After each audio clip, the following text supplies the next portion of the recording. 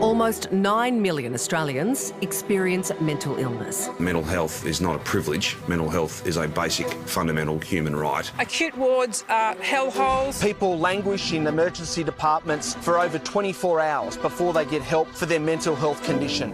And Australians are among the highest users of mental health apps in the world, with apps like Happify, BetterHelp and Talkspace offering users anything from self-help all the way through to AI therapy. There are thousands of them. Some might just be giving you instructions, while others might have AI chat involved, and others might connect you to counsellors or therapists in a kind of Uber-style arrangement.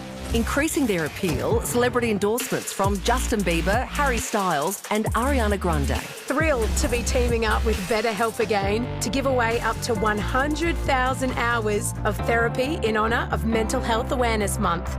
But Instagram fame hasn't left the actual professionals convinced. The developers will say things like, this is evidence-based, it's clinically proven, disclaimer, this should not be regarded as medical advice. Something that is sold as a mental health intervention might actually be nothing more than a wellbeing product. Mental health apps potentially making matters worse. There's a bit of a hidden message that worries me, and the message is that we should be happy all of the time. But, actually, ups and downs are normal. They're a normal part of life, and to suggest otherwise, I think, can be quite harmful. To say nothing of privacy concerns, with BetterHelp fined $11.6 million in the US for illegally sharing data with third parties. Third parties who might create a picture about you that gives you a score for suitability for rent or suitability for employment or a credit rating. And while amendments to the Therapeutic Goods Act in 2019 were meant to address these risks, another round of amendments in 2021 excluded mental health apps entirely. A lot of the regulation in this area has been based on two ideas. One, that these apps are self-evidently good, and two, that these apps have evidence to support their use. I just don't think that's the case. So, is it time we all hit delete? We all, as health professionals, would love these apps to work, but we just don't have the evidence behind them to justify that hope.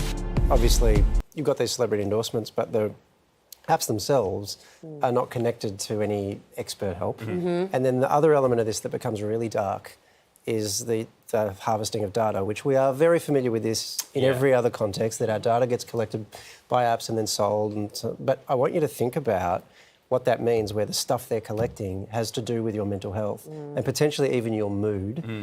And so imagine what would happen if that data about your mood and how it tracks and all this sort of stuff that you could potentially put together by assembling all that data falls in the hands of people who want to sell you stuff. Insurance and manipulate companies. all sorts of a things. A potential employer, for example. So they, log on to their database that collects it and they think, well, I'm not going to employ you because you're in a bad mood 86% of the time. But I just think it's so dangerous, and you're so right about insurance companies. Yeah, because that can be weaponised against people and premiums can be jacked right up. Some of the journaling apps I find can be a little bit helpful, but you have to be so careful about what you're putting into those apps. You have to protect your privacy. But I think it's also that how easily we have trained, because we have these smartphones with so many apps, we are trained to think that this is going to work or that this is somehow backed by There's an app for everything, right?